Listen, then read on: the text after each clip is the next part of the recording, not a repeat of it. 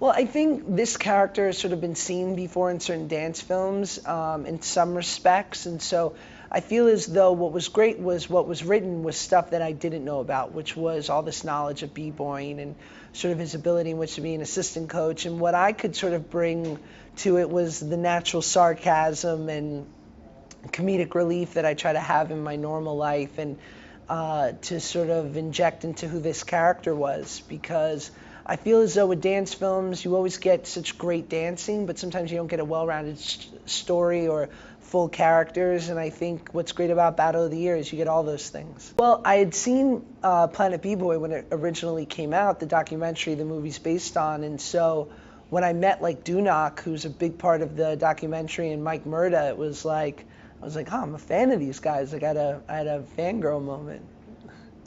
So Franklin with a Y works for Dante in the movie, and Dante is sort of this hip-hop mogul in the respect of Jay-Z or Russell Simmons, and Franklin is definitely not a player in the company at the beginning of the movie. It's hard to know whether they even know he exists, but he's immediately sort of enlisted to help WB, who's the head coach of the Dream Team, to act as like the assistant coach, and he has an encyclopedic knowledge for b-boying, so he's definitely an asset.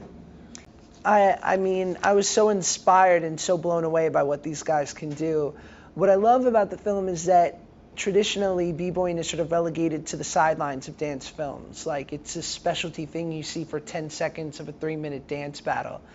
But in this film, it is the centerpiece, and the star of the movie truly is the dance. And to see it captured in this way with 3D, it is truly coming right at you for an experience I don't think people have ever had before. So I think the payoff is huge. I'm blessed. I have moves for days. They were sort of procured early on in Hebrew school, and they've grown ever since. So, you know, they're more specialty moves that if you watch them, it might not seem like dance. It might seem like a borderline seizure, but they're beautiful. Chris Brown, Chris Breezy, Christopher Brahiz E. He doesn't know that I call him that, so I don't do it to his face. No, I mean, Chris is such a talent, and to watch what he does and how gifted he is physically, and it was just really inspiring, and also in just the fact that we could like bro down and hang out on set, and he didn't have any airs about him. He was just there to work really hard and have a good time was really refreshing.